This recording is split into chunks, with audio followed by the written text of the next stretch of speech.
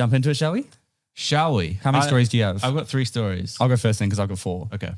This is a bit of a longer one. Alrighty. But it's super interesting. Okay. It's one of the most insane ways a human has survived. Okay. So while out alone in the woods one day, cutting down trees, lumberjack Forthman encountered a freak accident.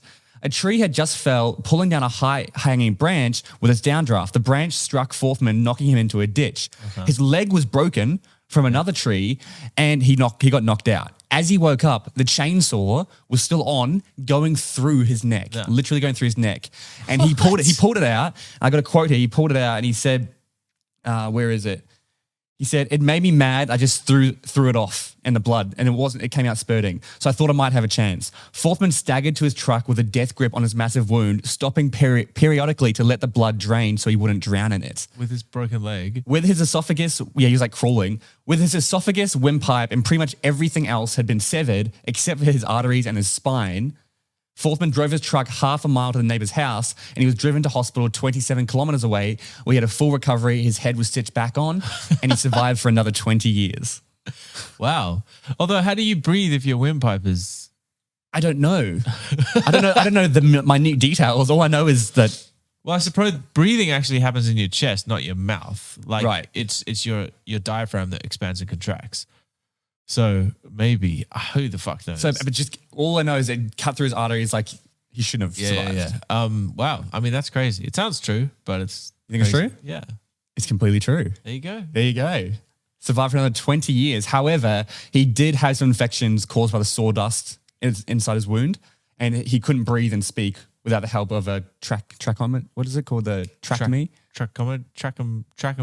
Yeah, whatever that thing is. Tracheometer? Yeah, tracheotomy. Called. But eventually he recovered. Yeah. And so it took a while, obviously, but lived another 20 years. Yeah, shit. There you go. Forthman. All I could think about in that for some reason was that the Revenant film. Oh, yeah. With the bear. Yeah. Leonardo DiCaprio. That's such a hardcore scene. Yeah. I also think, I could be wrong here, lumberjacks is the highest risk occupation in the world. Really? It's something like ridiculously high death count, like high percentage of lumberjacks die.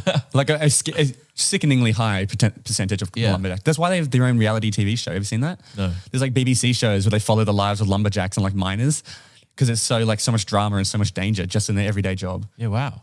Okay. Something I didn't know. I got another kind of long one. Okay. But it's really fucking good.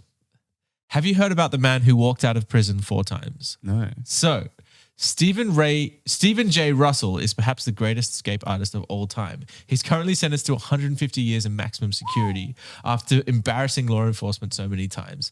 He was sent to prison for insurance fraud. He escaped after observing the shift patterns of the guards, and he found a radio and some casual clothes, like stole a radio, walked up to the door and just tapped on the window, and they just let him through when the guards were on smoking break. No way. They assumed he was a plainclothes cop, and he walked out in order to spend time with his lover who was dying of AIDS. The story gets more insane. The next time he went to jail, he called the prison from the prison phone, pretended to be the judge, got his bail reduced from $900,000 to $45,000, and then paid that with a check that bounced, and he walked out. No way. He was then put in jail for 45 years, but he stole green felt tip pens, dyed his clothes the same color green as the doctor's, and then walked out pretending to be a doctor. And then the most insane one happens next. He was arrested after returning to his lover. And in jail, he convinced the guys that he had AIDS, starved himself, and took laxative for 10 months to mimic the symptoms, was sent to a nursing home. Then he managed to fake his death and walked out. And they eventually caught him later, and he still hasn't escaped yet, and he's in maximum security. Holy crap. That's a great story. Yeah. That's a really good story. It's like... I'm going to say true. It's true. Yeah. Wow. And what was he in jail for? Just fraud. Oh, okay. And just fraud. And he's written about this, and he's like, I believe that I should be in jail. I understand that, but no one, for a non-violent, I've never committed a violent crime. Right. There's no way I should be in maximum security and isolation. It's just because he keeps escaping. But and he's like, it's just torture. Like, I've been in here for 20 years. Like, it's just like, oh my God. Yeah. And it's legit. Like, wow. Unless you're a danger to other human beings, like, why keep someone in that isolation? He's not allowed to touch it. He hasn't touched anybody. Like, oh my God. He can't see anybody. He gets a little bit of exercise. He's like, I'm fat because the food they feed me is shit and I can't exercise. It's just like, oh my God. Yeah. Pretty awful. I'm getting depressed thinking about that. I know. Far out. Yeah. That's sick though.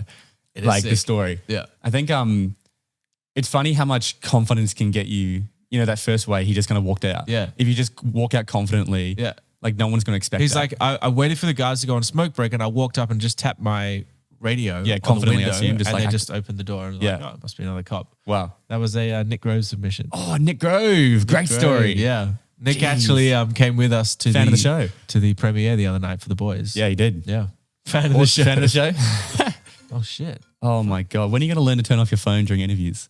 I don't know. That's like the fourth Airplane time. mode. All right. Here's an interesting one. Yep.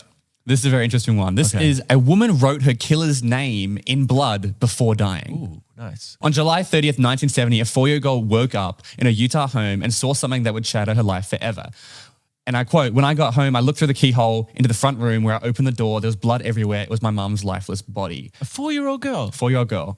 Her mother, Loretta Jones, had been stabbed multiple times and killed. However, there seemed to be no defensive wounds.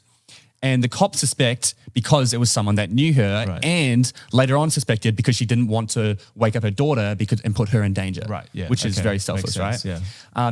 And the number one suspect was an ex-lover called Tom. He was a prime suspect. However, they didn't have enough evidence to get him in jail. So the case goes cold. And a couple of decades later, the same daughter gets a case reopened.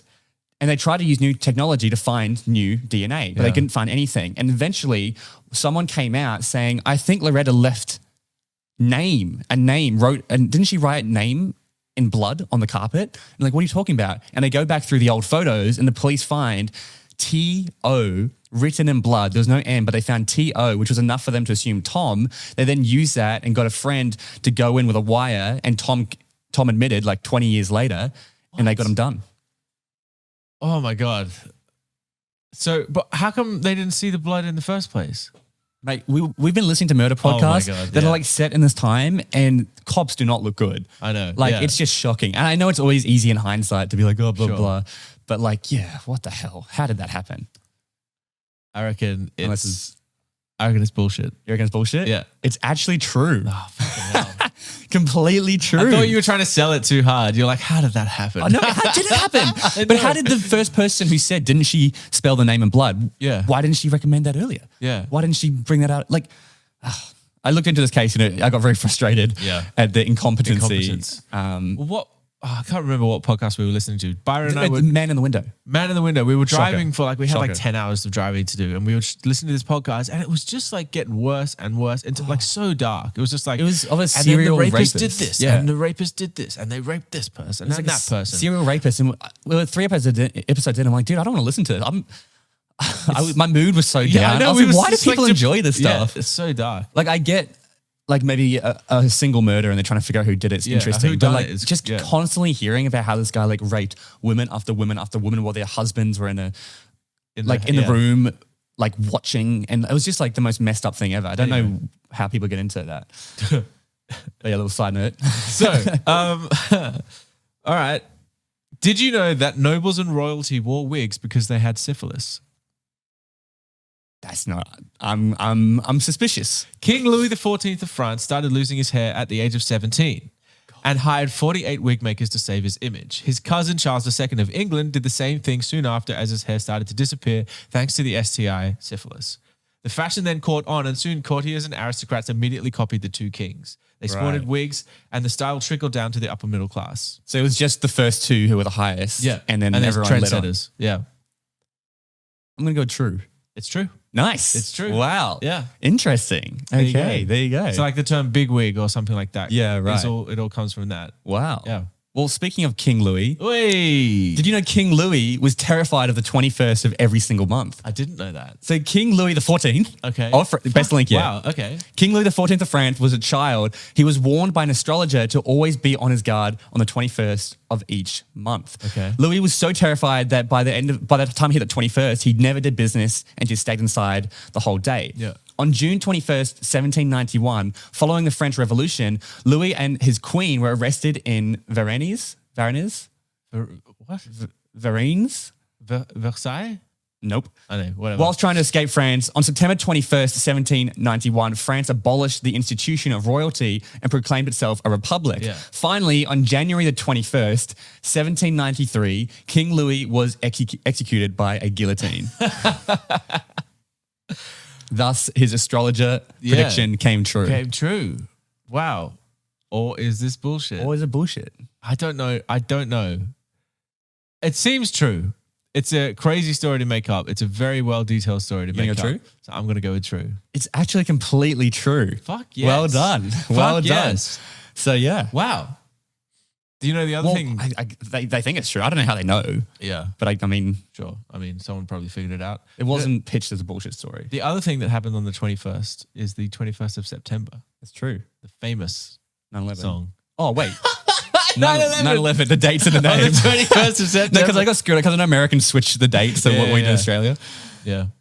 All right. What do you got? Speaking of Americans. Okay, nice. Did you know that Logan Paul has started sending Sydney Sweeney flowers every single day? No. So, Logan has famously said that Sydney Sweeney of Euphoria fame is the woman of his dreams. And on a recent episode of Impulsive with Liam Payne, he revealed that a few weeks ago he started sending her roses.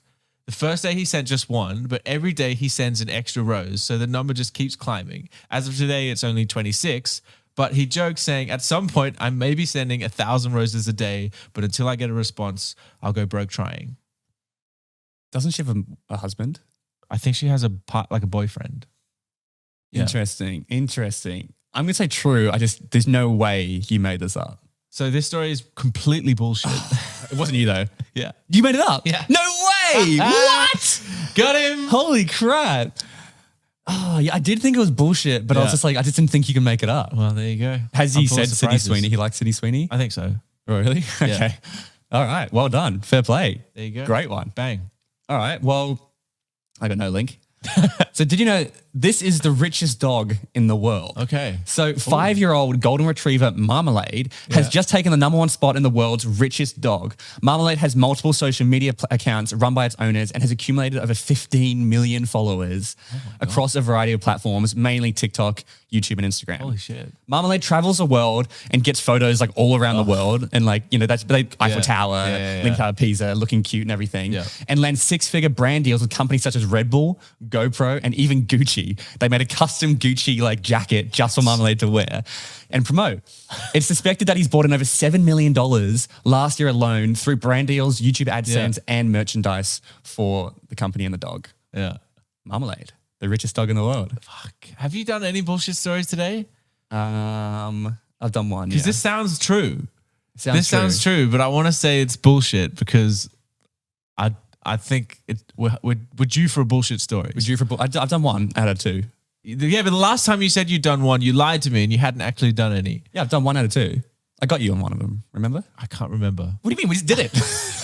I'm going to go with bullshit. You're going to go bullshit? Yeah. It is complete bullshit. Yes! Yes! Complete bullshit. I don't know what the richest dog in the world is. That's a great story. I just made it up. Honestly, I was making stuff up. I made up the Gucci thing on the spot. I thought it was real. I was like, this one is real, but I'm going to have to say bullshit. You bastard. Well, that was my first bullshit story as well. I was trying to trick you exactly. again. You dog. I'm You playing dirty, on your lying poor dog. memory and incompetence. Oh my God. All right. I think that's it. That's my stories. Some good ones in there. Man. I think my personal favorite was the prison escape. That was sick. That was a great one. And there's actually way more in that article that I tried to condense it down. There's so many crazy things that he did.